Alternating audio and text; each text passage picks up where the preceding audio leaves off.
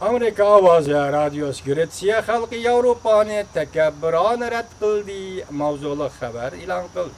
7-ayning 5-kuni Amerika Ovozining Xitoy til programmasi e'lon qilindi.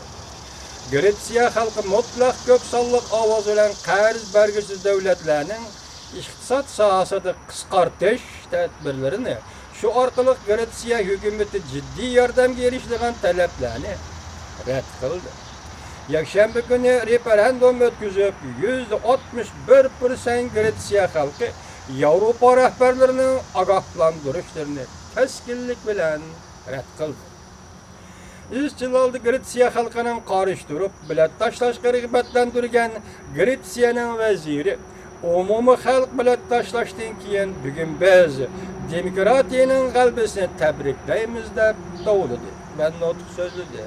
Vazir mundaq ko'rsatdi. Suhbat ustiliga qaytib kelishga opina tayyorlik qilib qo'ydi.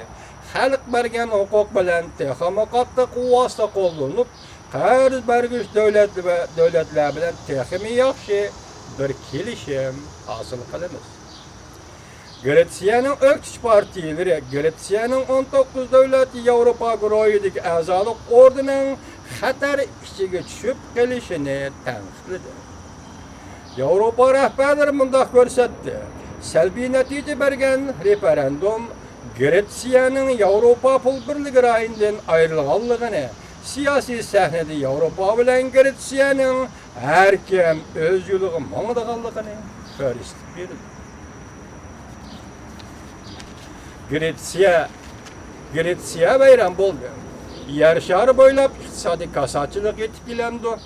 Mavzuli xabar 7-ayning 5-kuni Vendi torbetida e'lon qilindi. Xabar mundaq boshlandi.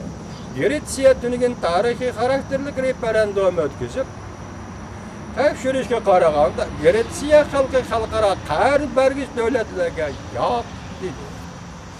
Gretsiyaning Yevropa pul birligi rayidan ayrilishini tezlashtirdi. Hatta Yevropa ittifoqidan chiqib ketishini tezlashtirdi. Yevro 2002-yil rasmiy pul birligida obrot qatnashgandan keyin hozirgacha tunji qatim Yevropada xirasqa duch keldi. Iqtisodshunoslar ogohlantirib mundaq dedi. Gretsiyaning Yevropadan ayrilishi silkinish paydo qilishiga sal qarg'ili bo'lmaydi. Bütün dünyanın iqtisodiy hatto Shanganga elib keladigan zarbisini hargiz tuvan mo'ljalashga bo'lmaydi. Diqqat vatandoshlar. Gretsiyaning Yevropadan ayrilishi silkinish paydo qilishiga sal qarg'ili bo'lmaydi. Bütün dünyanın iqtisodiy hatto Shanganga elib keladigan zarbisini hargiz tuvan mo'ljalashga bo'lmaydi.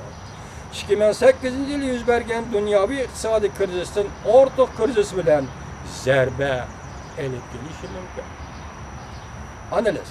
Bütün Yevropa xalqi tirishchilik ko'rsatib qurib chiqqan ittifoqlashgan Yevropa ittifoqi millatlar masalasini siyosiy yo'l bilan hal qilishning davlat qurish huquqi berish, millatlarga davlat qurish huquqi berish va bir ittifoq ichida saqlab qolishning o'lgisini yaratgan Yevropa birligi, Yevropa ittifoqi yoki Yevropa ittifoqi bugun shunday tahdidga Gretsiya orqali shunday xirasqa duch keldimi? Hammani o'z panohingda saqlag'aysan, Alloh.